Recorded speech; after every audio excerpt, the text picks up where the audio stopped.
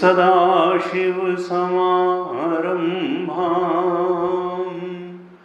शङ्कराचार्यमध्यमाम् अस्मदाचार्यपर्यन्तां वन्दे गुरुपरम्पराम्।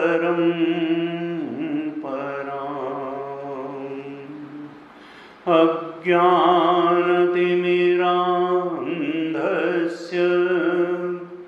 ज्ञानाञ्जनशलाकया चक्षुरुन्मीलितं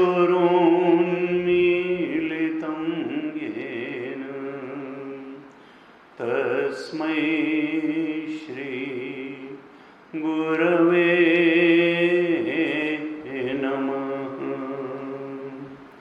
तस्मै श्री गुरवे नमः। सच्चिदानन्दरूपाय विश्वोत्पत्त्यादिहेतवे तापत्रयविनाशाय श्रीकृष्णाय वयं नुमः। यं प्रव्रजन्तमनुपेतमपेतकृत्यं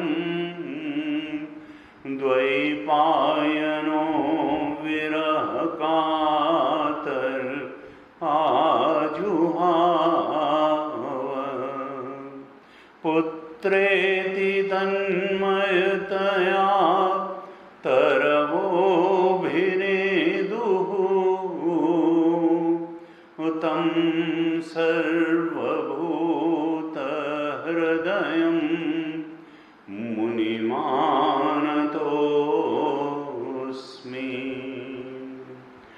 तं सर्वभूतहृदयं मुनिमानतोऽस्मि।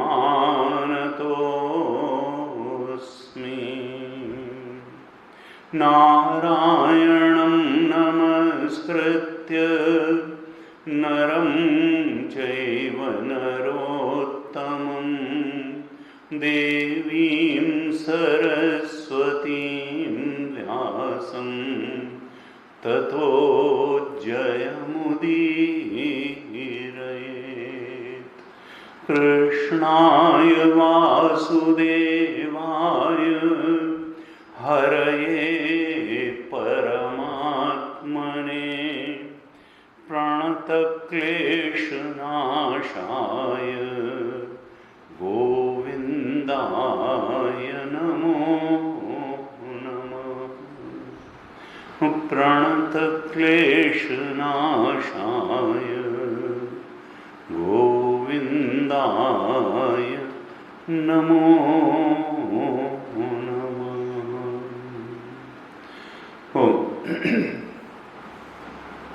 हम श्रीमद् भागवत महापुराण पर विचार कर रहे हैं और इस पर विचार करना ही और ठीक से विचार करते करते इसका अर्थ बोध हो जाना ही भगवान की कृपा को भी आकर्षित कर लेता है और मुक्ति का मार्ग बन जाता है। भगवान जो हैं वो प्रणत क्लेश नाशाय हैं। जो भगवान की शरण पकड़ता है, शरणागत होता है, प्रपन्न होता है, उसके क्लेशों का नाश करने वाले। ये भागवत का श्रवण ऐसे उन गोविंद को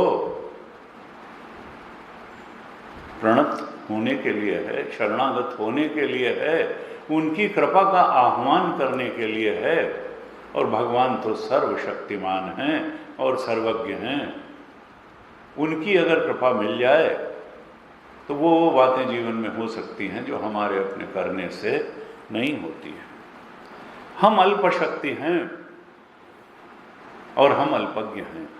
हम माने अहंकार में भले अपने को सर्वज्ञ तुल्य माने, सर्वशक्ति माने, लेकिन हमारी शक्ति, जीव की शक्ति बड़ी सीमित है और जीव का ज्ञान भी बड़ा सीमित है। जबकि भगवान सब कुछ कर सकते हैं। और जैसी हमने पहले चर्चा की कि अगर पिंडात्मा सत्य है तो ब्रह्मांडात्मा सत्य क्यों नहीं है। अगर इस पिंड को, हमारे शरीर रूपी पिंड को चलाने वाला एक चेतन है तो फिर इस पूरे ब्रह्मांड रूप अंड पिंड को चलाने वाला कोई सर्वज्ञ चेतन क्यों नहीं है। जब तक कोई चेतन सत्ता नहीं होती तो जड़ सत्ता की एक नियत प्रवृत्ति हो ही नहीं सकती। जब तक चेतन इस शरीर में बैठा रहता है, ये समय से सोता है, जागता है, खाता है, पीता है, जैसे ही निकल के जाता है तो फिर ये एक पंचभूत का गठरी मात्र रह जाता है। ये मिट्टी कहा जाता है। ऐसे ही ये ब्रह्मांड भी ईश्वरहीन नहीं है। इसका एक मालिक है, एक आला मालिक है, वही उसी को हम गोविंद नाम दे रहे हैं। और उसी के शरणागत होने से, उसकी भक्ति करने से, उसकी कृपा का आकर्षण करने से इस जीव की मुक्ति भी है, तृप्ति भी है, रति भी है। जो कुछ अच्छा जीवन में हो सकता है भगवत कृपा से सारा संभव भी है। और अनेक अनेक शरणागत लोगों के जीवन में, संतों के जीवन में, भक्तों के जीवन में इसका अनुभव भी हुआ। तो हम भी प्रकृति की जो ये दो ही चीज़ें हैं प्रकृति में, या तो कर्म से हम कुछ प्राप्त कर सकते हैं या उपासना से प्राप्त कर सकते हैं और सबसे बढ़ करके ज्ञान से प्राप्त कर सकते हैं। तो ये तीनों ही चीज़ें, कर्म को भगवत परायण बनाना, उपासना को, प्रेम को भगवत परायण बनाना और अपने ज्ञान को भी भगवत परायण बनाना, यही तो भागवत जी का संदेश है।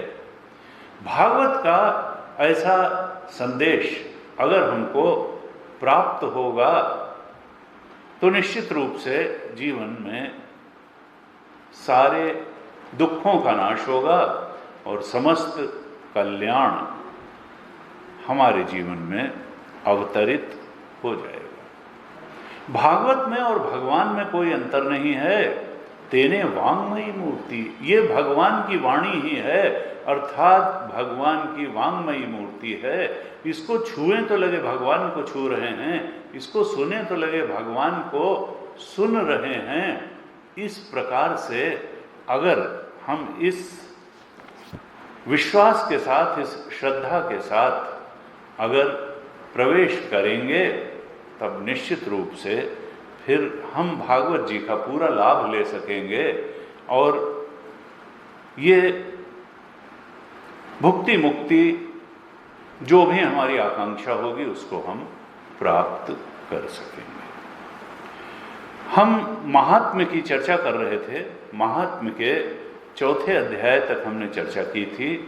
कुल 6 अध्याय हैं महात्म्य के। भागवत महापुराण का जो महात्म्य पद्म पुराण में मिलता है तो वो 6 अध्यायों में मिलता है और उसके 4 अध्यायों पर हमने चर्चा की।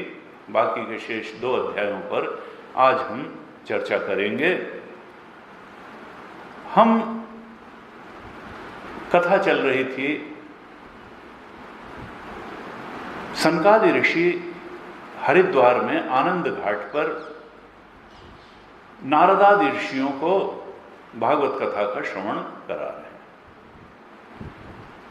और उद्देश्य क्या था कि भक्ति, ज्ञान, वैराग्य तीनों सचेत हो जाएं, युवा हो जाएं, ज्ञान वैराग्य की अचेतावस्था दूर हो जाए, उनको बल प्राप्त हो जाए। इशारा किधर है कि हमारे हृदय में, भक्तों के हृदय में भक्ति जागृत होनी चाहिए, ज्ञान भी जागृत होना चाहिए, वैराग्य भी जागृत होना चाहिए। और ये जागृत करने का उपाय क्या है? इस भागवत महापुराण का श्रवण, अर्थ बोध के साथ श्रवण, गुरुमुख से श्रवण, और फिर उस पर मनन और उसी ज्ञान पर मेडिटेट करना। You have to meditate on knowledge gained through Bhagavat shlokas. Bhagavat के 18,000 श्लोकों में जो शिक्षा दी गई है, जीवन के बारे में जो बताया गया है, संसार के बारे में जो बताया गया है, जो भगवान के बारे में बताया गया है, वो अपनी दृष्टि में, बुद्धि में बैठा लेना और उसी के अनुसार जीवन दृष्टि बना लेना, उस ज्ञान को अपना ज्ञान बना लेना, यही भागवत श्रवण का उद्देश्य है। क्योंकि अगर केवल सुन करके उसको छोड़ दिया तब लाभ नहीं मिलेगा। हमारी दृष्टि बदलनी चाहिए, दृष्टि भागवत के अनुसार बननी चाहिए, और दृष्टि बदलते ही सृष्टि बदलती है। हमारे जीवन से भय चला जाता है, हमारे जीवन से शोक चला जाता है, और जिस चरम और परम सुख की हमको आकांक्षा है, जन्म जन्मांतर से जिसकी अभीप्सा है, तड़प है, प्यास है, वो सर्वोच्च सुख, भगवत सुख, आत्म सुख, ब्रह्म सुख भी हमको प्राप्त हो जाता है। लेकिन इसके लिए हमको भागवत जी के वचनों पर विश्वास, श्रद्धा रख करके चलना पड़ेगा, और गुरु के वचनों पर भी विश्वास करना पड़ेगा। किमत्र श्राव्यम, भगवान शंकराचार्य जी ने कहा, यहां श्रवण करने योग्य है क्या? सदा श्रवण करने योग्य क्या है? कहा गुरु वेद वाक्यम, गुरु और वेद के वाक्य ये सदा श्रवण करने योग्य हैं। और ये भागवत पुराण वेद का सार रूप है। इसके वाक्यों को वेद के वाक्यों से अलग नहीं, वही शिक्षा यहाँ भी दी गई है जो वेद, उपनिषद, गीता में दी गई है। लेकिन हम श्रद्धापूर्वक, समर्पण पूर्वक जब सुनेंगे तब उसका लाभ होगा। और देखिए, आत्मदेव की कथा जो चल रही है वो यही दिखाती है कि आत्मदेव ने गुरु के वचनों पर विश्वास नहीं किया, और इसी के कारण उसको इतना कष्ट और दुख भोगना पड़ा। पुत्र प्राप्ति न होने के कारण वो इतना ज्यादा परेशान हो गया कि प्राण देने के लिए जंगल में, तालाब के किनारे आ गया। और सन्यासी ने कहा उससे, मुंच अज्ञानम प्रजारूपम बलिष्ठा कर्मणो गति विवेकम तो समासाद्य त्यज संसार वासनाम। देखो आत्मदेव ब्राह्मण, तुम ये संतान इच्छा रूप जो तुम्हारा अज्ञान है, इसको छोड़ो। प्रारब्ध के अनुसार तुम्हारे जीवन में पुत्र नहीं है, ये मैं अपनी दृष्टि से देख रहा हूं। ये अज्ञान है तुम्हारा कि तुम इतने आसक्त हो कि पुत्र के बिना जीवन नहीं रहेगा। ये जो संसार की वासना में तुम पड़े हुए हो, उसको छोड़ो। तुम तो संन्यास ले करके भगवत परायण जीवन जी लो। तुम तो भगवान को अपने चिंतन में बसा लो। ये पुत्र की इच्छा को कहाँ अपने चिंतन में बसाए हुए हो? ये तो अविवेक है, ये तो संसार की वासना है, और संसार बनने और मिटने वाला है। पुत्र जो भी पैदा होगा वो एक दिन चला जाएगा, तुम भी चले जाओगे। किसी स्थिर और शाश्वत चीज को पकड़ो, और वो स्थिर और शाश्वत चीज परमात्मा ही है। वो परम सत्य है, वो परम ज्ञान है, वो परम आनंद है। तुम कहाँ ये छोटी छोटी बातों में उलझे हुए हो? ये सब काम चलाऊ बातें हैं। मुंच आद्य कुटुंबाशाम संन्यासे सर्वथा सुखम। तुम तो ये कुटुंब की आशा छोड़ करके संन्यास ग्रहण करो, क्योंकि उसी में सर्वथा सुख है। इस प्रकार का उपदेश जब उस सन्यासी रूप सद्गुरु ने किया तो श्रद्धा नहीं की आत्मदेव ने, विश्वास नहीं किया, उसके वचनों को कोई तरजीह नहीं दी, कोई प्रायोरिटी नहीं दी। उसने पागल का प्रलाप जैसा समझा और अपनी ही बात कहता रहा कि पुत्रादि सुखहीनो यम संन्यास शुष्क एव, संन्यास तो शुष्क है। यानी गुरु से जवान लड़ाना शुरू कर दिया, बजाय गुरु की बात को शिरोधार्य करके श्रद्धा पूर्वक उस रास्ते चलता, उसने अपनी बुद्धि को ही सर्वज्ञ मान करके उस सदगुरु से तर्क वितर्क शुरू कर दिया और एकदम ही उसकी बात को काट दिया। कहा संन्यास शुष्क एव च पुत्रादि सुखहीनो गृहस्थ सरसो लोके, पुत्र पौत्र गृहस्थ की तो सरस है। तुलसीदास जी ने लिखा, गुरु के वचन प्रतीति न जेही, सपने हु सुगम न सुख सिद्धि तेही। जिसको गुरु के वचनों पर विश्वास नहीं है, गुरु के वचनों के अर्थ को जो समझ पाने और धारण कर पाने और उस रास्ते चल पाने में समर्थ नहीं है, तो स्वप्न में ही न तो उसको सुख मिलता है और न कुछ सिद्धि ही प्राप्त होती है। गुरु के वचन प्रतीति न जेही, सपने हु सुगम न सुख सिद्धते ही। स्वप्न में भी न उसको सुख मिलता है न सिद्धि प्राप्त होती है। अंधकार बरु रवि न सावे, राम विमुख न जीव सुख पावे।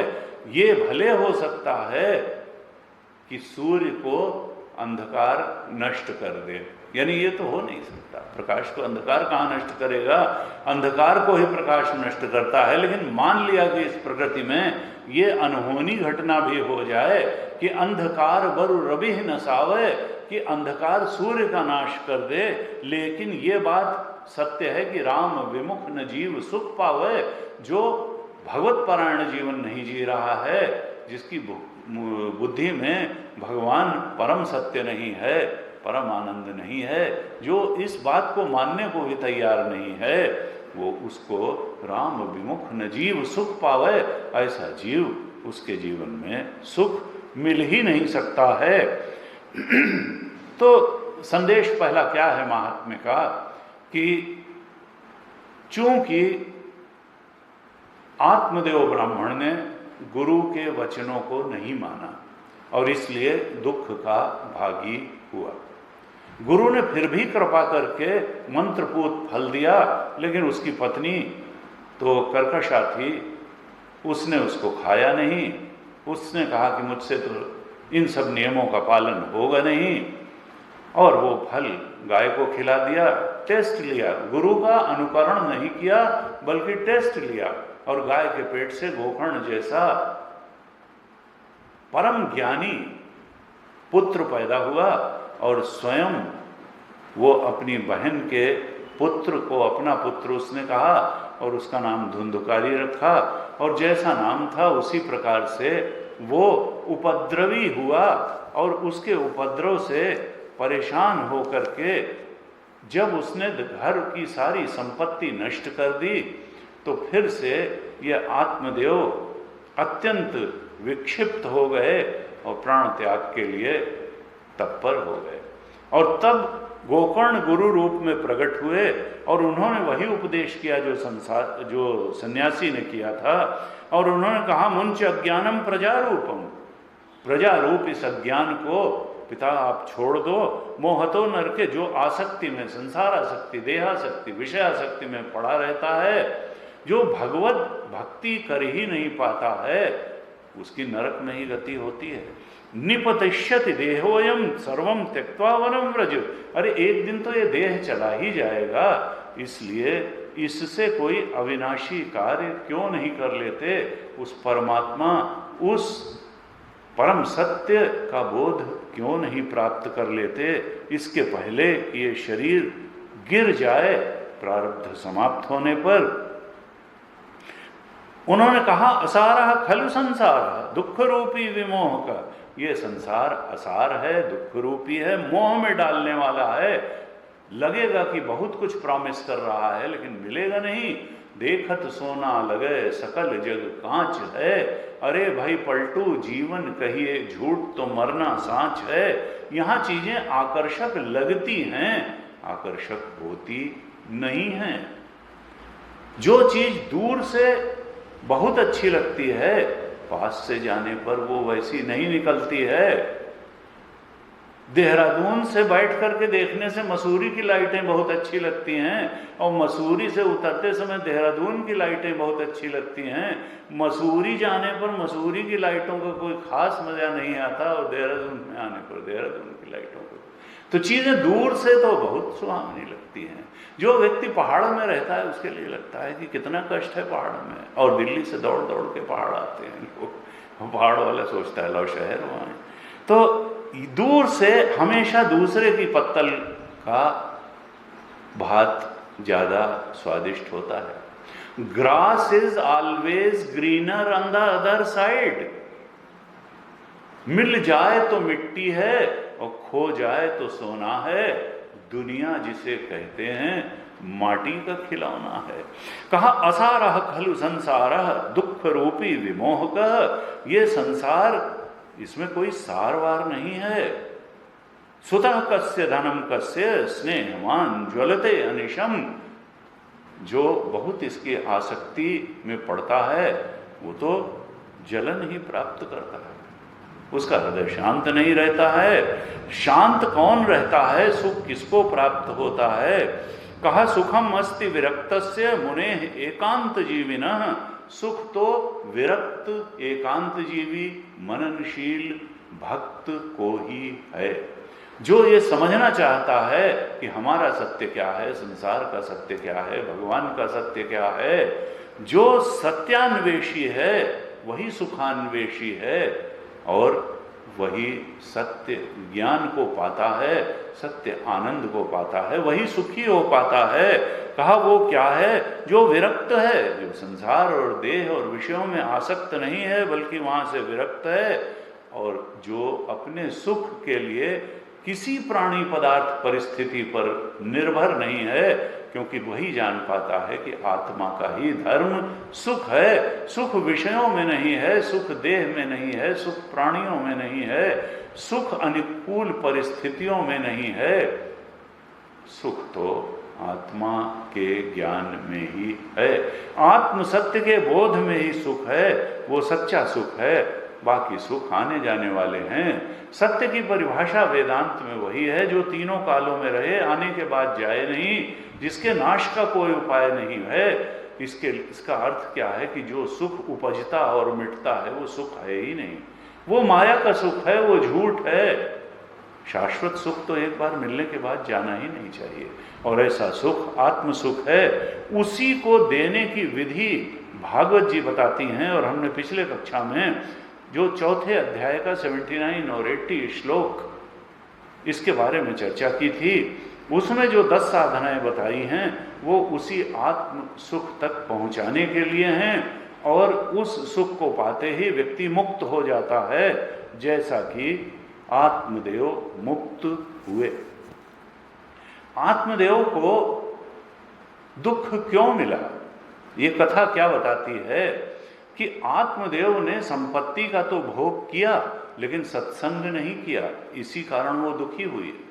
प्रारब्धवश सन्यासी रूप में गुरु उसके जीवन में आए भी, लेकिन उसने बातें ही नहीं मानी सन्यासी की, और इसलिए फिर और दुख उठाया। अंत में जब गोकर्ण के रूप में सदगुरु का अवतरण हुआ और परिस्थितियों ने जीवन को इतना झकझोर दिया था, तब वो बात मानने को तैयार हुआ, और तब उसके दुख का निवारण हुआ, आत्मबोध हुआ और वो मुक्त हो गया। तो डोंगरे जी महाराज कहते थे कि देखो, संसार को छोड़ने की जरूरत नहीं है। संसार के प्रति जो हमारी काम दृष्टि बनी है कि संसार में हमारी सारी कामनाओं की पूर्ति हो जाएगी, संसार को पाके जने क्या पा लेंगे, बस ये काम दृष्टि छोड़ने की जरूरत है, संसार छोड़ने की जरूरत नहीं है। बल्कि संसार के प्रति जो काम दृष्टि है, भोग दृष्टि है हमारी, उसी को छोड़ने की जरूरत है, और यही वैराग्य है। और वैराग्य में वो भयम, वैराग्य ही अभय दिलाता है, वैराग्य ही शांति दिलाता है, वैराग्य ही सुख दिलाता है। तो जगत को त्याग के, परिवार के भी त्याग की जरूरत नहीं है, जगत के भी त्याग की जरूरत नहीं है, लेकिन जरूरत क्या है कि जगत के प्रति हम काम दृष्टि छोड़ें, जगत के प्रति हम भोग दृष्टि छोड़ें और परमात्मा के चरणों में सुख दृष्टि बनाएं। हम सदा श्राव्यम क्या है? तो भगवान शंकराचार्य ने कहा गुरु वेद वाक्यम अहर निशम किम परिचिंतनीयम, दिन रात सोचने के लिए विषय क्या होना चाहिए भक्त और साधक के जीवन में? कहा संसार मिथ्यात्म और शिवात्म तत्व। सोचने लायक क्या है? संसार का मिथ्यात्व, ये संसार रहने वाला नहीं है और हम भी रहने वाले नहीं हैं, ये तो मिथ्या है। जब तक है तब तक दिखाई दे रहा है, लेकिन असल में तो ये सत्य है नहीं। संसार मिथ्यात्व शिवात्म तत्वम, लेकिन जो आत्म तत्व है, परमात्म तत्व है, भगवत तत्व है, ब्रह्म तत्व है, कल्याणकारी वही है, शिव यही वही है, शिव आत्म तत्व वही तत्व है और वही परिचिंतनीयम है, उसके बारे में अवश्य सोचना चाहिए। और संसार का मिथ्यात्व, दो ही चीजें कहीं सोचने लायक हैं, और हम जाने क्या क्या सोचते हैं और इसको सोचने से बचते हैं। तो शास्त्र का आह्वान है कि अपना कल्याण अगर चाहो, शिवत्व, शिव की का अवतरण चाहो, कल्याण का अवतरण चाहो जीवन में, तो तुमको ये दो बातें अवश्य चिंतन में रखनी चाहिए कि संसार रहने वाला नहीं है, हम भी रहने वाले नहीं है, मिथ्या है। मिथ्या का मतलब क्या है? अविद्यमानत्वे सति भासमानत्वम मिथ्यात्वम। वेदांत ने परिभाषा दी मिथ्या की कि जो अविद्यमानत्वे सत, जो विद्यमान न होते हुए भी भासमान है, अविद्यमानत्वे सति भासमानत्वम मिथ्यात्वम। मिथ्या किसको कहते हैं? देखिए, तीन चीजें हैं परसेप्शन में हमारे आती हैं, तीन बातें।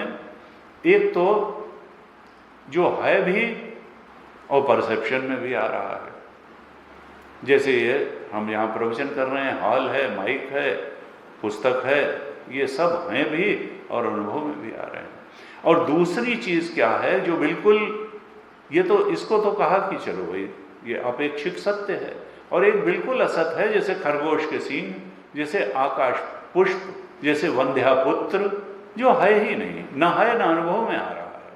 लेकिन एक बीच की भी चीज है कि जो है नहीं लेकिन अनुभव में आ रही है, जैसे मरीचिका का जल, मृग मरीचिका का जल वहां है नहीं लेकिन अनुभव में आ रहा है।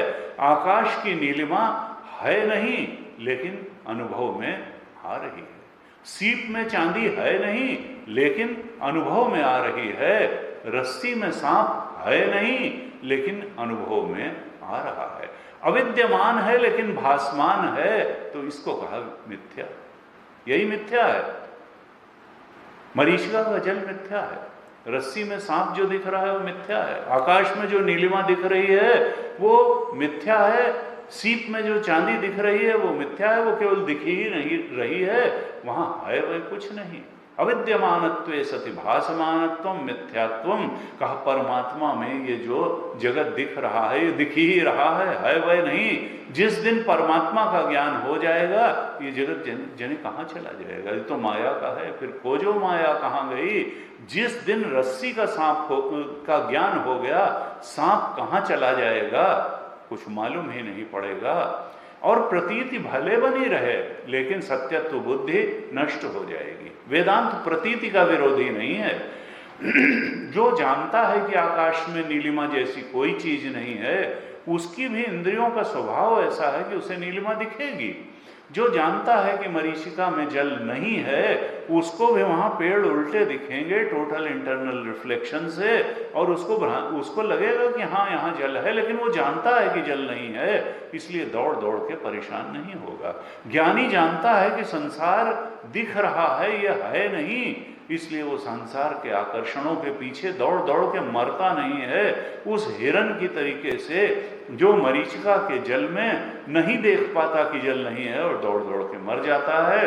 ज्ञानी और अज्ञानी, ज्ञानी के लिए जीवन एक सहज प्रवाह हो जाता है और अज्ञानी तो यहाँ के उन आकर्षणों के पीछे जो कुछ देने वाले हैं नहीं, दौड़ दौड़ करके परेशान होता है और फिर पुनरपि जन्म पुनरपि मरणम पुनरपि जननी जठरे शयनम, यही संसरण चलता रहता है। परिस्थिति से परिस्थिति में धक्के खाता है, मनःस्थिति से मनःस्थिति में धक्के खाता है और एक शरीर से दूसरे शरीर के संसरण में धक्के खाता रहता है।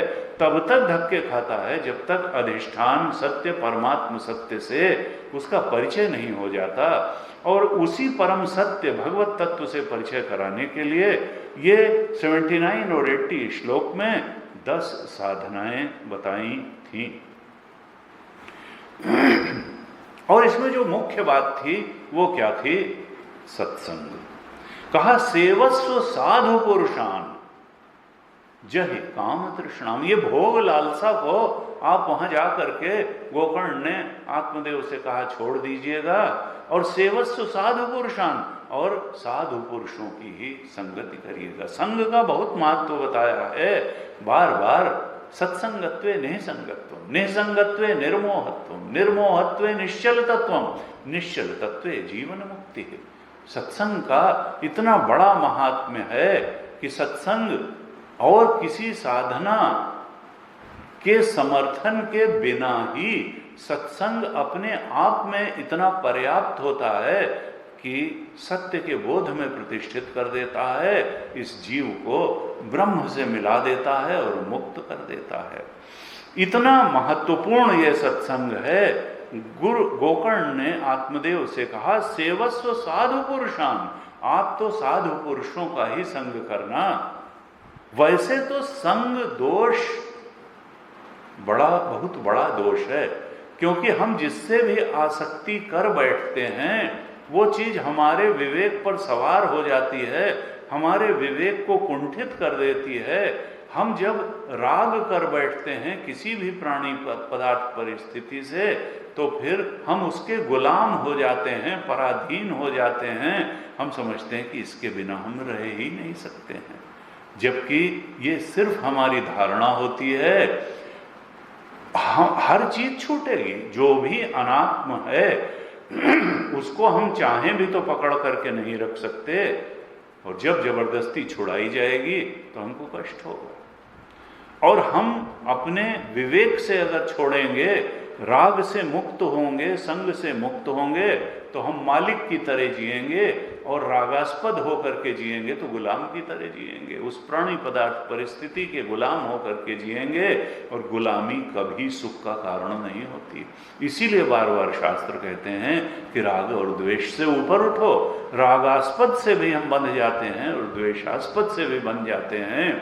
जो राग द्वेष से ऊपर उठ गया वही वास्तव में शांति और सुख को प्राप्त कर सका, और ये अनायास हो जाता है सत्संग से। क्यों? शंकराचार्य भगवान ने कहा सत्संगत्वे निसंगत्वम। सत्संग क्या होता है? निसंग करा देता है। वो संसार आसक्ति, देहासक्ति, विषयासक्ति से छुड़ा देता है। सत्संगत्वे निसंगत्वम, निसंगत्वे निर्मोहत्वम। ये जो मोह, उल्टी बुद्धि है कि संसार जन क्या दे देगा, देह इंद्रियां जन क्या दे देंगी, ये अगर भगवत परायण हो तब तो सही में जन क्या मुक्ति दे देंगी। संसार परायण होने से तो ये दुख के अलावा कुछ दे ही नहीं सकती। सत्संगत्वे निसंगत्वम, निसंगत्वे निर्मोहत्वम, निर्मोहत्वे निश्चल तत्वम। वो जो निश्चल तत्व है, आत्म तत्व, ब्रह्म तत्व, भगवत तत्व, वो निर्मोह। जैसे ही मोह गलत जगह से हटा, राग द्वेष हटा, वो तो आपका स्वरूप ही है। वो उजागर हो जाता है, प्रकाशित हो जाता है, मैनिफेस्ट हो जाता है। अज्ञान का, मोह का पर्दा छिन्न भिन्न होते ही सत्संग से वो आत्मा प्रकाशित हो जाता है। निर्मोहत्वे निश्चल तत्वम, और निश्चल तत्वे जीवन मुक्ति ही। वैसे ही जैसे ये आत्मा का बोध हुआ, हम जीवन मुक्ति के अपूर्व सुख का अनुभव करते हैं। इसी में जीवन में अभी और यहीं मुक्त हो जाते हैं। और ऐसा करने की सामर्थ्य किसमें है? कहा ऐसा करने की सामर्थ्य सत्संग में है। भगवान शंकराचार्य ने कहा त्रिजगति सज्जन संगति एका भवति भवार्णव तरणे नौका। तीनों लोकों में, त्रिजगत तीनों लोकों में अर्थात पूरी सृष्टि में सज्जन संगति ही एका, एक सत्संग ही है, सज्जनों का संग ही है, साधु पुरुषों का संग ही है, जो कि इस भवसागर को तरने के लिए दृढ़ नाव है। हमारे सारे ही शास्त्र सत्संग ही कराते हैं और सत्संग की महत्ता का बखान करते हैं। तुलसीदास जी ने जब रामचरितमानस लिखना प्रारंभ किया तो पहले गणेश जी की वंदना की, गुरु वंदना की और उसके बाद में सत्संग संतों की वंदना की। कहा मुद मंगलमय संत समाजू जो जहि जंगम तीर्थ राजू। ये जो तीर्थराज प्रयाग है वो तो एक पर्टिकुलर जगह पर है और वहां जाएं तब त्रिवेणी संगम में स्नान करके पुण्य का फल होता है, विशिष्ट स्नान तिथियों पर और फल होता है। लेकिन ये जो चलता फिरता संत समाज रूपी प्रयागराज है ये तो हर जगह पहुंचता है, हर जगह उपलब्ध है। और ये जहां भी उपलब्ध हो ये तो प्रयागराज से भी बड़ा प्रयागराज है। और ये जीवन को मुदित बनाने वाला, सुखी बनाने वाला और मंगलमय बनाने वाला है। मुद मंगलमय संत समाजो जो जग जंगम तीर्थ। ये तो चलता फिरता प्रयागराज है, संतों की टोली, संतों का समाज चलता फिरता प्रयागराज है। और ये जीवन में हर प्रकार की मुदिता और हर प्रकार का मंगल देने वाला है। कहा ये देता क्या है? कहा ये भक्ति देता है, ये सत्कर्म की बात बताता है और ये ज्ञान की बात, ये ज्ञान भक्ति और कर्म सबकी बात बताता है। तो यहाँ की त्रिवेणी क्या है? कहा राम भक्ति जहाँ सुरसरी धारा। भगवान की भक्ति जब बताता है संत समाज तो मानो यही गंगा है। और सरसई ब्रह्म विचार प्रचारा, जब ये ज्ञान देता है, आत्मज्ञान देता है संत समाज तो मानो सरस्वती बहना शुरू होती है। भक्ति मानो गंगा बह रही है, ज्ञान माने सरस्वती बह रही है। और विधि निषेध में कलिमल हरनी, जब ये सत्कर्म बताता है कि क्या जीवन में करो और क्या न करो, क्या विधि है और क्या निषेध है, जब आचरण के स्तर पर, कर्म के स्तर पर अच्छी और बुरी बात का व्याख्यान करता है ये संत समाज तो मानो यमुना जी बहती हैं। विधि निषेध में कलिमल हरनी और कर्म कथा रविनंदन बरनी। और कहा वट विश्वास अचल निज धर्मा। लेकिन वो जो अक्षय वट है त्रिवेणी संगम पर किले में, ये वटवृक्ष संत समाज में क्या है? कहा उनमें और उनके कथनों में जो विश्वास है, अचल विश्वास है कि ये जो बात कह रहे हैं वही सही है। हमारी बुद्धि उसको समझ पाए और चाहे न समझ पाए, हम अगर सत्संग करते रहेंगे तो एक दिन उन बातों को समझने लायक बुद्धि भी बन जाएगी। विश्वास पूर्वक उन बातों को सुनना और समझने का पूरा प्रयास करना, यही तो अक्षय वट है। वट विश्वास, अचल विश्वास रूपी अक्षय वट होना चाहिए संत समाज के उपदेशों में। वट विश्वास अचल निज धर्मा और तीर्थ राज समाज सुकर्मा। वो लोग जो इस पर चलते हैं वही सत्कर्मी लोग हैं। कहा ऐसा ये जो संत समाज रूपी प्रयागराज है, कहा सब ही सुलभ सब दिन सब देशा। ये चलता फिरता संत समाज रूपी प्रयागराज सबको उपलब्ध है, सब ही सुलभ सब और रोज उपलब्ध है, सब दिन सब देशा, सारे देशों में उपलब्ध है। हिंदुस्तान की यही विशेषता है। गुरु जी बताते थे, हमारे गुरु जी स्वामी तेजोमैन जी के पास कोई आए और लगे अमेरिका का बखान करने, साहब वहाँ पर ऐसा है, वहाँ पर ऐसा है, वहाँ पर ऐसा है, देखिए वहाँ पर डिज्नीलैंड है, वहाँ पर नियाग्रा फॉल है, वहाँ ऐसे ऐसे सी बीचेज हैं, वहाँ ऐसे ऐसे पिकनिक स्पॉट हैं। अरे साहब धरती पे स्वर्ग कहीं है तो अमेरिका में। और गुरुजी ने कहा अच्छा एक बात और बता दो, अमेरिका में तीर्थ स्थल कितने हैं? कोई तीर्थराज प्रयाग भी वहाँ है? उन्होंने कहा नहीं तीर्थ स्थल तो वहाँ नहीं। तो फिर कहा ऐसे देश का मतलब क्या है? जहाँ भगवान पैदा नहीं हुए, जहाँ भगवान की लीलाएं नहीं हुई, जहाँ कोई तीर्थ स्थल ही नहीं है, जहाँ केवल पिकनिक स्पॉट है, तो फिर ये तो भोग वृत्ति की पराकाष्ठा ही हो गई और उसका बहुत ज़्यादा उपयोग नहीं है। भटकाव ही मिलेगा। बाहर की समृद्धि बहुत होगी, बाहर की साफ सफाई बहुत होगी, अंदर की समृद्धि नहीं होगी। जो साधन चतुष्टय में षट संपत्ति बताई, शम दम उपरति तितिक्षा श्रद्धा समाधान, इनका पता ही नहीं होगा कि मन संयम क्या होता है, इंद्रिय संयम क्या होता है, संसार से उपरामता वैराग्य क्या होता है, भगवान में श्रद्धापूर्ण जीवन क्या होता है, और चित्त की शांति समाधान एकाग्रता होती क्या है। न संत न तीर्थ स्थल, तो फिर क्या है? खैर, तो यहाँ पर हमारे यहाँ तुलसी बाबा ने कहा कि सब ही सुलभ सब दिन सब देसा सेवत सादर समन कलेसा। जो आदर पूर्वक इस संत समाज के वचनों को ग्रहण करता है, सेवन करता है, उसके सारे क्लेशों का नाश हो जाता है। क्योंकि नान्य पंथा विद्यते है, और कोई रास्ता नहीं है मुक्त होने का या शांति और सुख पाने का। अशांतस्य कुतः सुखम, जिसका चित्त शांत नहीं है, जो व्यसन करके चित्त को शांत करना चाहता है, जो व्यभिचार करके चित्त को शांत करना चाहता है, उसका चित्त कभी शांत नहीं होगा। चित्त तो परमात्मा के चरणों में लगने से शांत होगा, आत्मज्ञान की तरफ बढ़ने से शांत होगा, जीवन को अंतर्मुखी बनाने से शांत होगा। जो बाहर में ही बिखरा रहेगा उसको अंदर की शांति नहीं मिलेगी। उसको सिगरेट और मदिरा का सहारा लेना पड़ेगा, उसको कैसीनो का सहारा लेना पड़ेगा, उसको तरह तरह की कुकर्म का सहारा लेना पड़ेगा। किसके लिए? शांति। और आज तक जो है सत्कर्म के रास्ते पे चल के ही, सत्संग के रास्ते पर चल करके ही व्यक्ति को शांति मिली। कुकर्म और दुष्कर्म के रास्ते चल के किसी को शांति नहीं मिली, मिल ही नहीं सकती है। ये अंतर के विज्ञान के विपरीत है, ये प्रकृति के सिद्धांतों के विपरीत है। इसलिए भागवत जी के द्वारा, रामायण के द्वारा, गीता के द्वारा बताए हुए रास्ते पर चल करके ही शांति भी हो सकती है, सुख भी हो सकता है। अगर नहीं चलेंगे तो समृद्धि तो हो सकती है, लेकिन शांति और सुख नहीं हो सकता है।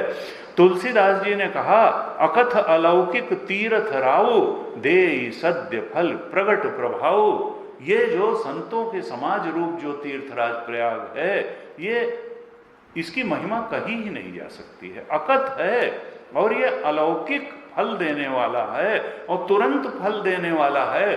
जैसे ही हम सन्मार्ग को पकड़ते हैं, सत्कर्म के रास्ते को पकड़ते हैं, सद्भावना मन में आती है, सद्विचार आते हैं, तुरंत ही शांति मिलती है, भगवत कृपा उतरती है, मन शांत सुखी निर्मल पवित्र हो जाता है। और ऐसी संतुष्टि, ऐसी तृप्ति बाहर किसी चीज को पा करके मिल नहीं सकती है। कहा मज्जन फल पेखिए तत्काला, काक होई पिक बकऊ मराला।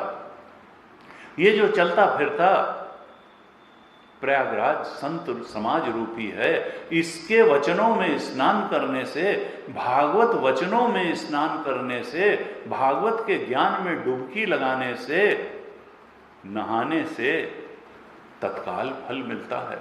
मज्जन फल पेखिए तत्काला, और क्या? काक होई पिक, दुष्ट पक्षी कौआ कोयल की बोली बोलने लगता है। और बकऊ मराला, जो बगुला है, बगुला भगत है, वो हंस बन जाता है। इस सत्संग में डुबकी लगाने से, भागवत के ज्ञान में डुबकी लगाने से दुष्ट भी साधु बन जाता है, और जैसे कौआ कोयल बन जाए और बगुला हंस बन जाए, ऐसे अंदर से परिवर्तन होता है। सत्संग करने से। कहा सुनी आचरज करे जनि कोई, सत्संगति महिमा नहीं कोई। कोई आश्चर्य की इसमें बात नहीं है, कोई शंका न करे, सत्संग की तो अलौकिक महिमा है। सत्संग देता क्या है? सत्संग ज्ञान दृष्टि देता है, विवेक की दृष्टि देता है, विवेक को जागृत कर देता है, दुष्कर्म और दुष्भावनाओं से मुक्त कर देता है, सद्विचार को जगा देता है। ऐसा ये अलौकिक फल देने वाला है सत्संग। बिनु सत्संग विवेक न होई, और राम कृपा बिनु सुलभ न सोई। सठ सुधरई सत्संगति पाई। दुष्ट से दुष्ट व्यक्ति भी अगर सत्संग में जाना शुरू कर दे तो एक दिन वो साधु बन जाएगा, और उसके जीवन में जो कुछ भी अच्छा है सब प्रकट हो जाएगा। इस प्रकार से गोकर्ण ने जब अपने पिता को उपदेश किया, साधनाएं बताई, तब पिता चले गए वन को, और उसी साधना के मार्ग का अनुकरण करते हुए वो मुक्त हो गए। इधर क्या हुआ कि घर में धुंधुकारी बचा और उसकी मां धुंधुली बची। धुंधुकारी जो है उसकी प्रवृत्ति तो नीच की प्रवृत्ति थी, सत्कर्म तो वो जानता ही नहीं था करना, और दुष्कर्म सहज भाव से करता था। सूत जी कहते हैं 5वें अध्याय में कि जब पिता वन चले गए तो एक दिन धुंधुकारी ने एक जलती हुई लकड़ी उठाई और उस जलती हुई लकड़ी से अपनी माता की बहुत पिटाई करी और कहा कि देखो बताओ, धन तुमने कहीं तो छुपा के रखा होगा। पिता बहुत धनवान थे, जरूर तुमने मेरे से चोरी करके धन छुपा करके रखा है। तुम मुझे बताओ कि धन कहाँ कहाँ छुपा करके रखा है, नहीं तो इसी जलती हुई लकड़ी से मैं तुम्हारी खबर लूंगा। जब इस प्रकार से धुंधुकारी ने डराया, धमकाया, प्रताड़ित किया, तब धुंधुली को लगा कि अब जीवना व्यर्थ है, अब कोई अर्थ नहीं है जीने का। वो उसी दिन रात में निकली और जाकर के कुएं में गिर पड़ी और कुएं में गिर करके उसकी मृत्यु हो गई। इधर अब धुंधकारी ही बचा और घर में न माता रहे न पिता रहे। गोकर्ण पहले ही तीर्थ यात्रा के लिए निकल गए थे।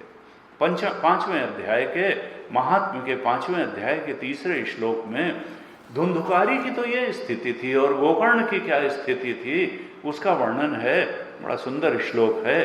5वें अध्याय के 3 श्लोक में कहते हैं, गोकर्णः तीर्थ यात्रार्थम निर्गतो योग संस्थितः, न दुखम न सुखम तस्य न वैरी नापि बांधव।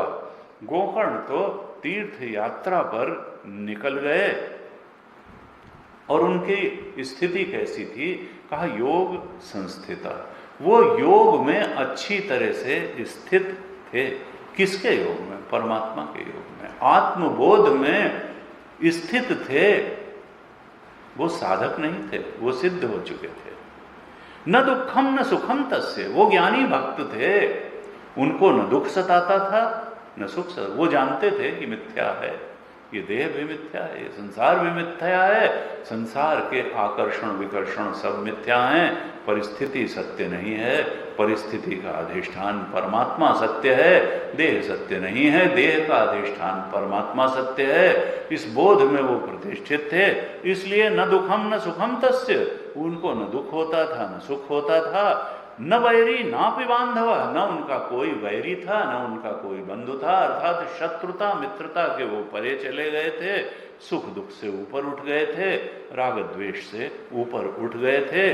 ज्ञानी भक्त की उनकी स्थिति थी और इसी ज्ञानी भक्त की स्थिति का गीता जी के 12वें अध्याय में भगवान ने बार बार वर्णन किया, जो भक्ति योग के नाम से हम जानते हैं।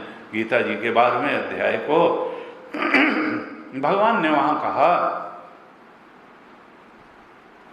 कि जो ज्ञानी भक्त है वो समता में रहता है, नीचे ऊपर बहुत नहीं होता है कि ये मिल गया तो परेशान हो गया और ये मिल गया तो हर्ष में फूल करके वो प्रसन्नता और अधर्म की पराकाष्ठा। हर्षा द्रव्यते, और जो दर्प करता है धर्म अतिक्रामत। इसीलिए हमारे धर्म में हर्ष और शोक दोनों से बचने को कहा गया।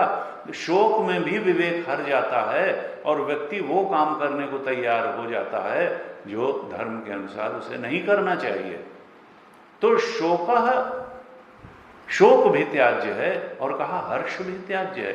ये अतिरिक्त प्रसन्नता किसी भी लौकिक पदार्थ की प्राप्ति में अत्यंत हर्ष से भर जाना, कहा जो हर्षित होता है वो घमंड से भरता है कि देखा what an achiever I am. उन्होंने कहा मिथ्या का अचीवर हो तुम, सत्य आत्मा के को तो अचीव किया ही नहीं। जब मिथ्या के अचीवमेंट, संसार के अचीवमेंट से ही अपने को अचीवर समझता है और झूठी शान में डूब जाता है और बहुत ज्यादा हर्षित हो जाता है, तो हर्ष से भी विवेक ढकता है और तब वो धर्म का अतिक्रमण करता है। कहता है आज तो भाई वो करेंगे जो रोज नहीं करते हैं, और वो क्या होता है? धर्म का अतिक्रमण। और धर्म का अतिक्रमण करते हैं तो दुख को इनवाइट करते हैं। धर्म के रास्ते चलने पर ही सुख आता है, अधर्म के रास्ते चलते ही हम दुख का सृजन करते हैं। इसलिए कहा हर्षित होगे तो भी अधर्म का आचरण करोगे और शोकग्रस्त होगे तुम तब भी अधर्म का आचरण करोगे। तो शोक और हर्ष दोनों के परे चला जाता है, यानी भक्ति। 12वें अध्याय में भगवान ने कहा समः शत्रौ च मित्रे च तथा मानापमानयो हो। ज्ञानी भक्त कैसा है? शत्रु और मित्र अनुकूल प्रतिकूल की प्राप्ति में समान रहता है, मान और अपमान की प्राप्ति में समान रहता है। शीतोष्ण सुख दुखेषु समः, शीत और उष्ण यानी बाहर की अनुकूल प्रतिकूल परिस्थितियों में सम रहता है, सुख और दुख की प्राप्ति में सम रहता है। संग विवर्जिता, वो कहीं आसक्त नहीं होता। तुल्य निंदा स्तुतिर्मौनी, वो निंदा उसको मिले या स्तुति कोई कर रहा हो, दोनों को एक समान लेता है। संतुष्टो येन केनचित्, बाहर की परिस्थितियां चाहे जैसी हों वो संतुष्ट रहता है। जो भी मिलता है उसी में संतुष्ट रहता है। प्राप्त परिस्थिति में वो संतुष्ट रहता है और जब असंतोषी स्वभाव हो जाता है तो उसको चाहे जो मिल जाए वो असंतुष्ट ही रहता है। कहा नहीं संतुष्टो येन केनचित्, जो भी मिला है जीवन में परमात्मा का प्रसाद मान करके उसमें संतुष्ट रहता है। कहा अनिकेतः स्थिरमति, वो जानता है कि हमारा घर तो भगवान की गोद में ही है, हम तो भगवान में बैठते हैं, हमारा शरीर ही संसार में बस बैठता है। अनिकेतः स्थिरमति, उसकी बुद्धि विचलित नहीं होती है, वो जानता है कि सत्य क्या है, असत्य क्या है, मिथ्या क्या है, स्थिर मति है। ऐसा भक्तिमान में प्रियो न रहा, भगवान कहते हैं ऐसा जो मेरा ज्ञानी भक्त है वही मेरा प्रिय है। ऐसी ही स्थिति गोकर्ण की है। और गोकर्ण तीर्थ यात्रा के लिए चले गए हैं, वो योग में स्थित हैं, वो ज्ञानी भक्त हैं। न दुखम न सुखम तस्य, न उनको दुख है न सुख है, न वैरी नापि बांधव, उनका कोई शत्रु नहीं है, उनका कोई मित्र नहीं है। गोकर्ण की ऐसी, और दूसरी तरफ देखिए दोनों भाई हैं, गोकर्ण की ऐसी स्थिति है विधि प्रपंच गुण अवगुण साना। इसी धरती पर साधुता की पराकाष्ठा पर पहुंचे हुए लोग हुए और हैं, और दुष्टता की पराकाष्ठा पर पहुंचे हुए लोग भी इसी धरती पर हो गए और इसी धरती पर हैं। हमको साधुता का मार्ग पकड़ना है, हमको दुष्टता का बखान, दुष्टता के रास्ते नहीं चलना है, उनमें आदर बुद्धि भी नहीं रखनी है। सज्जनों के मार्ग पर ही हमको आदर बुद्धि रखनी है, तभी जीवन में सुख शांति आएगी, तभी क्लेशों का नाश होगा, तभी भगवत कृपा भी प्राप्त होगी। इधर धुंधुकारी जब अकेला रहा घर में तो वो 5 वेश्याओं को अपने घर में ले आया और उन 5 वेश्याओं के साथ वो अपने घर में रहने लगा। वेश्याएं रोज उससे तरह तरह की कुछ न कुछ मांग रखती थी, डिमांड करती थी, और उनकी मांगों को पूरा करने के लिए वो, देखिए कुकर्मी व्यक्ति कैपेबल नहीं होता, कोई उसके पास कैपेबिलिटी नहीं थी, वो तो सिर्फ एक बात कर सकता था, लूट मार चोरी राजनी, इसी प्रकार से वो धन कमा सकता था। सन्मार्ग पर चल करके बुद्धि कौशल से धन कमाने की सामर्थ्य उसमें नहीं थी, उसने अपनी बुद्धि को निखारा नहीं था, किसी कला को सीखा नहीं था जिससे वो धन अर्जन, वो तो चोरी करना, वो तो लूटमार करना, वो तो राजनी करना, बस इसी के द्वारा जरायम पेशा जिसको, इसी प्रकार से वो धन की प्राप्ति कर सकता था। तो जब वेश्याएं मांग रखती थीं तो फिर वो कभी किसी की हत्या करके धन लूटता, कभी चोरी करके, यही करने लगा। और एक दिन जब उन्होंने बहुत बड़ी मांग रखी तब फिर वो गया और राजा के घर में ही उसने चोरी करी। जहां तहां से वो बहुत सा धन चुरा करके घर लौटा और तब उन वेश्याओं ने विचार किया कि ये तो रोज ही चोरी करता है, एक दिन अवश्य राजा को पता लग जाएगा कि ये उसके राज्य में अव्यवस्था फैला रहा है, ये तो इतना बड़ा हत्यारा और चोर है, और तब वो इसको अवश्य पकड़ लेगा और निश्चित इसको प्राणदंड देगा और उसके साथ हम लोग भी पकड़ी जाएंगी, निश्चित रूप से हम भी दंड की भागी होंगी। तो ऐसा करते हैं, अब धन इसने बहुत जुटा दिया है हम लोगों के लिए, हम लोग इसके धन को ले लेते हैं और इसके पहले कि राजा इसको प्राणदंड दे और हमें भी राजा का कोप भाजन बनना पड़े, हम स्वयं ही इसका प्राणांत कर देते हैं। हम स्वयं ही क्यों ना इस आतताई की हत्या कर दें और इसके चंगुल से मुक्त होकर के चले जाएं। यही विचार करके उन पांचों वेश्याओं ने उस दिन रात में उस धुंधुकारी को चारपाई से बांध दिया, उसकी चारपाई पर रस्सियों से कस दिया और उसके गले में भी एक रस्सी से फांसी लगा करके उसका गला घोंट करके मारने का प्रयत्न किया। लेकिन कहते हैं कुकर्मी व्यक्ति के प्राण भी जल्दी नहीं निकलते हैं, जब तक घिसट घिसट के वो पूरा भोग नहीं लेता इतनी आसानी से प्राण नहीं निकलते हैं। बहुत कोशिश की उन वेश्याओं ने गला घोंट करके उस कुकर्मी धुंधुकारी को मारने के लिए, उसके प्राण ही नहीं निकले। जब वो नहीं मरा तब उनको जब कोई उपाय नहीं सूझा तो वो जलते हुए अंगारे लाई और वो अंगारे ला करके उसके मुंह के ऊपर रख दिए। जब दहकते हुए अंगारे उसके मुख पे डाले तब उस अग्नि की तड़प से, लपट से वो बहुत देर में तड़प करके फिर मर गया। जब मर गया तो उसके शरीर को एक गड्ढे में डाल दिया और ऊपर से मिट्टी डाल दी और ये इस प्रकार से उसको मार करके फिर वो वेश्याएं वहाँ से चली गई। भागवत जी में उल्लेख है कि देखिए, स्त्री नाम नैव तो विश्वासम दुष्टानाम कार्ये बुध, 14वें श्लोक में कहा 5वें अध्याय के, विश्वासे यह स्थितो मूढ़ स दुःखै परिभूयते। जैसे कि मूर्ख धुंधुकारी था और उसने उन दुष्टा स्त्रियों पर विश्वास किया। कहा जो दुष्टा स्त्रियां हैं, वेश्याएं हैं, वे विचारणी हैं, बुद्धिमान पुरुष को उन पर विश्वास नहीं करना चाहिए। ये मूढ़ता है उन पर विश्वास करना। ऐसा अगर कोई करेगा तो वो दुख का भागी होगा ही। और धुंधुकारी इसी का दृष्टांत है। देखिए, कथाओं के माध्यम से उपदेश है भागवत जी में कि धुंधुकारी दुष्टता के, व्यभिचार के रास्ते चला और उसका कैसा पतन हुआ, कैसा उसका खराब अंत हुआ। हमको इससे सीख लेनी है। सुभाषित एक आता है, एक वचन आता है कि देखो, हमारे जीवन में जो भी आता है असल में हमारे ही सत्कर्म या दुष्कर्म का परिणाम होता है, उसके लिए कोई और जिम्मेदार नहीं है। ये मान करके पिछला जो हो गया वो तो हम बदल नहीं सकते, मिटा नहीं सकते, लेकिन आगे से हमको सन्मार्ग पर ही चलना चाहिए, भगवत भक्ति और सत्कर्म के मार्ग पर चलना चाहिए, आत्मज्ञान के मार्ग पर ही चलना चाहिए। और ऐसा अगर हम करेंगे तो भगवान पिछला भी माफ कर देते हैं। कहा, सन्मुख होए जीव मोहि जबहि, सन्मुख होए जीव मोहि जबहि, कोटि जन्म अघ नासहि तबहि। जब हमारे लिए, हमारे सन्मुख जैसे ही ये जीव आता है तो करोड़ों जन्मों के जो पाप हैं वो नष्ट हो जाते हैं। सन्मुख होए जीव मोहि जबहि, कोटि जन्म अघ नासहि तबहि। वो यहां पर कहते हैं जब इस प्रकार की स्थिति हुई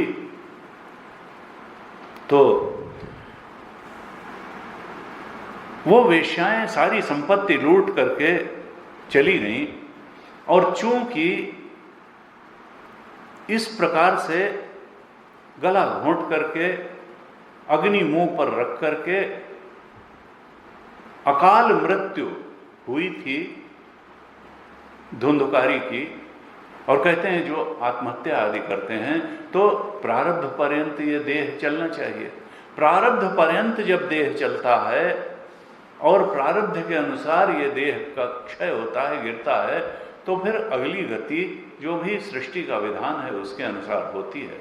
और अगर आत्महत्या आदि किसी ने की या किसी की हत्या कर दी गई तो अभी प्रारब्ध तो क्षीण हुआ नहीं, तो प्रारब्ध पर्यंत फिर प्रेत योनि में चला जाता है, और उतनी अवधि तक उसको भूख भी लगती है, प्यास भी लगती है, लेकिन फिजिकल बॉडी न होने से, वायव्य शरीर होने से, केवल सूक्ष्म शरीर है, कारण शरीर है, और उसका जो स्थूल शरीर है, फिजिकल बॉडी है नहीं, इसलिए प्यास लगती है लेकिन पानी नहीं पी सकता, भूख लगती है लेकिन खाना नहीं खा सकता, इस तरह से तड़पता हुआ इधर से उधर भटकता है। तो ये धुंधकारी को भी प्रेत योनि प्राप्त हुई, और वो भूख प्यास से कलपता हुआ, व्याकुल हुआ, वो इधर से उधर भटकता रहा, चिल्लाते हुए प्रताड़ित दशा में भटकता रहा। और जब गोकर्ण जी तो तीर्थ यात्रा पर गए हुए थे, तीर्थ यात्रा के समय ही उन्हें मालूम पड़ा कि धुंधकारी की हत्या हो गई, और धुंधकारी जो है उसका शरीर नहीं रहा। उसकी मृत्यु का समाचार जब गोकर्ण को मिला, तब गोकर्ण जब गया जी गए तो गया में जा करके उन्होंने गोकर्ण का श्राद्ध किया। और भी गोकर्ण जी जहां जहां जाते वहां वहां गोकर्ण जी धुंधकारी का श्राद्ध अवश्य करते, लेकिन इसी प्रकार से गोकर्ण जी धुंधकारी की सदगति के लिए जो कुछ श्राद्ध आदि कर सकते थे उसको करते हुए एक दिन लौट करके अपने घर में आए। रात्रि के समय वो आए, और उस समय घर में तो कोई था नहीं, माता पिता पहले ही जा चुके थे, धुंधकारी की भी हत्या हो गई थी, कोई घर में था नहीं, घर खुला हुआ था। वो जाकर के आंगन में लेट गए। आधी रात के समय उनको लगा कि कोई है। जब उन्होंने आंख खोली तो देखा कि कोई ऐसा है, ऐसा चित्र विचित्र दिखाई दे रहा है कि कभी तो वो भेड़े के रूप में दिखाई देता है, कभी हाथी बन जाता है, कभी भैंसा बन जाता है, कभी देवता बन जाता है, तो कभी अग्नि का आकार लेकर के दिखता है। इस प्रकार से अनेक अनेक रूप में अपने को प्रकट करने वाला कोई है।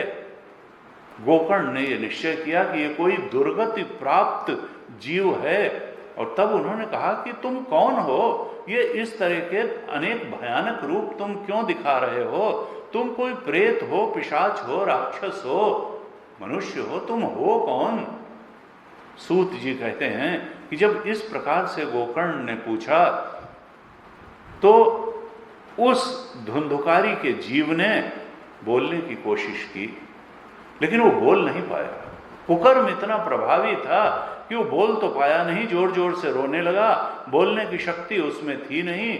तब गोकर्ण को लगा कि ये कोई अत्यंत पातकी जीव है, ये तो बोल भी नहीं रहा है, रो रहा है। तब उन्होंने मंत्रपूत करके अपने कमंडलू से उस पर जल छिड़का। उस मंत्रपूत जल से उसमें कुछ शक्ति आई, पापों का कुछ शमन हुआ, और तब वो प्रेत बोला कि मैं तुम्हारा भाई धुंधकारी हूं। मैंने इतने कुकर्म किए मैं ब्राह्मण के घर में पैदा हुआ, लेकिन अपने कुकर्मों से मैंने अपना ब्राह्मणत्व तो नष्ट कर लिया, और उन कुकर्मों के कारण ही मैं प्रेत योनि में आ गया। मैं प्रेत बन करके इधर से उधर घूम रहा हूँ। मैंने बहुत हिंसा की और अंत में उन उल्टा स्त्रियों वेश्याओं ने तड़पा तड़पा करके मुझे मार डाला, और मेरी ये दुर्दशा है जिसको मैं भोग रहा हूँ।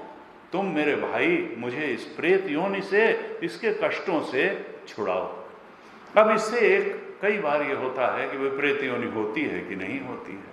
तो शास्त्र प्रमाण अगर माने तो यहां ये बताया गया है इस कथा में कि देखो, अकाल मृत्यु होने से प्रेत योनि में जाएगा और कष्टित भी होगा, लेकिन जब तक वो अगला देह धारण नहीं कर लेता है तब तक वो पूर्व देह के संबंधों को ही अपना संबंधी मानता है।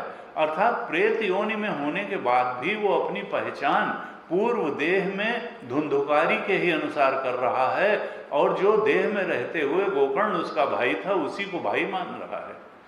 वो पूर्व देह से ही अपना संबंध किए हुए है प्रेत जीव, जब तक कि अगला देह उसको नहीं मिलता है। और एक बात ये भी संदेश देती है ये कथा कि श्राद्ध करने से कोई मुक्ति नहीं हो जाती व्यक्ति की। मुक्ति तो वासना और कामना क्षीण होने से ही होगी। श्राद्ध करने से कर्मानुसार सद्गति ठीक तरह से हो जाती है। कर्म जैसे होंगे अगला शरीर वैसे ही मिलेगा, लेकिन शीघ्र मिल जाएगा।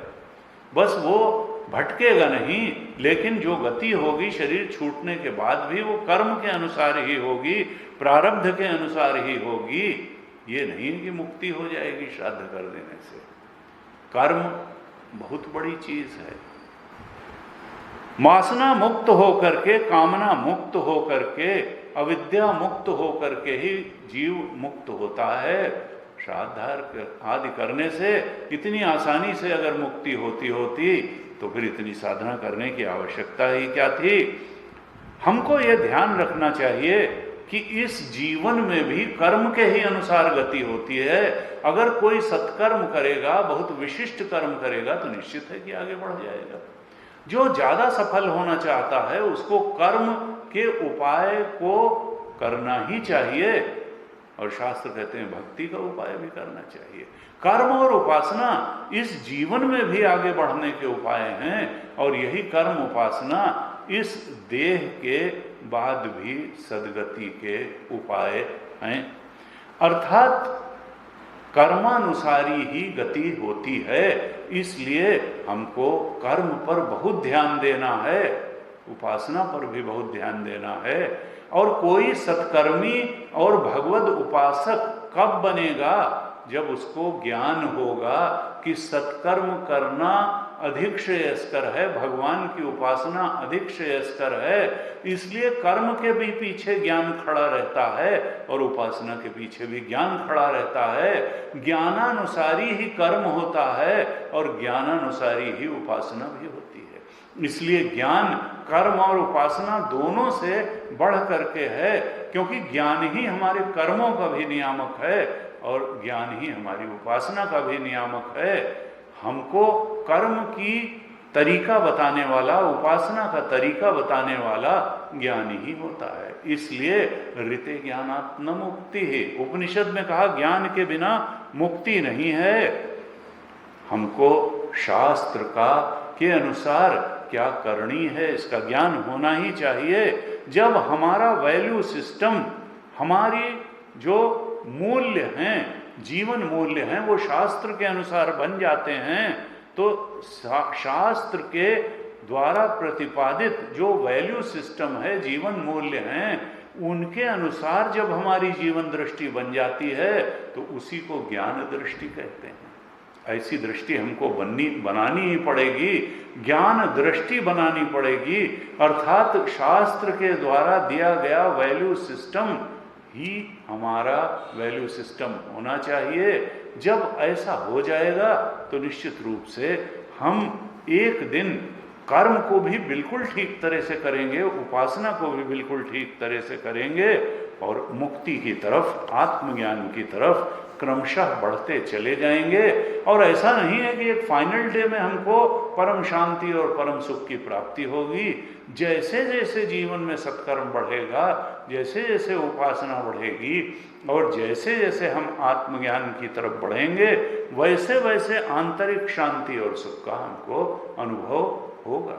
ये नहीं है कि दुविधा में दोनों गए माया मिली न राम, कि हमने संसार भी छोड़ दिया और भगवान को मिला नहीं तो हमारी तो स्थिति विचित्र हो गई। ना ना, जैसे जैसे वो काम करोगे, जितनी जितनी चीनी घोलोगे, उतनी उतनी मिठास बढ़ेगी। इसलिए गीता के 6 अध्याय में भगवान ने कहा कि नहीं नहीं, मेरे भक्त का तो नाश ही नहीं होता है, न तो उसका संसार में कोई ह्रास है न भगवान में, वो तो निरंतर आगे बढ़ता चला जाता है। और अगले शरीर में भी साधना वहीं से प्रारंभ होती है जहाँ से इस शरीर में साधना पूरी हुई थी। इस प्रकार से जब उस धुंधुकारी के प्रेत ने अपनी व्यथा गोकर्ण जी के सामने रो रो कर कही, तो गोकर्ण के चित्त में बड़ी दया उमड़ी। गोकर्ण जी ने कहा कि भाई, मैंने तो तुम्हारे लिए गया जी में भी पिंडदान किया, तब भी तुम इस प्रेत योनि से मुक्त कैसे नहीं हुए? अब मैंने तो सारे उपाय कर लिए हैं, तुम ही बताओ कि अब मैं कौन सा कृत्य करूं, क्या करूं जिससे तुम्हारी मुक्ति हो। तो उस प्रेत ने कहा कि आप सैकड़ों बार भी अगर गया में जा करके श्राद्ध करेंगे तब भी मेरी मुक्ति नहीं होगी। उसकी ये बात सुनकर गोकर्ण जी को बड़ा आश्चर्य हुआ। उन्होंने कहा कि जब सैकड़ों गया श्राद्धों से भी तुम्हारी मुक्ति नहीं हो सकती, तो मुझे तो लगता है तुम्हारी मुक्ति असंभव है। लेकिन फिर भी तुम थोड़ा यहीं रहो, मैं विचार करता हूं कि किस प्रकार से कौन सा उपाय करूं जिससे तुम्हारी मुक्ति हो सके। मैं विचार करूंगा कि कौन सा वो उपाय है जिससे तुम्हारी मुक्ति हो सके, और फिर निश्चित रूप से मैं वो उपाय करूंगा और मैं पूरा प्रयास करूंगा कि तुम्हारी मुक्ति हो जाए। इस प्रकार गोकर्ण जी ने उस धुंधुकारी के प्रेत को आश्वासन दिया और उसके बाद रात भर विचार करते रहे कि क्या करें कि जिससे इसकी मुक्ति हो। उन्होंने क्या विचार किया और कौन सा उपाय उनको सूझा और फिर उस उपाय का किस प्रकार से उन्होंने कार्यान्वयन किया, इन पर हम कल की कक्षा में चर्चा करेंगे। आज यहीं तक रखते हैं। ओम पूर्णमदः पूर्णमिदं पूर्णात् पूर्णमुदच्यते पूर्णस्य पूर्णमादाय पूर्णमेवावशिष्यते। ओम शांति शांति शांति। हरि ओम। श्री गुरुभ्यो नमः। हरि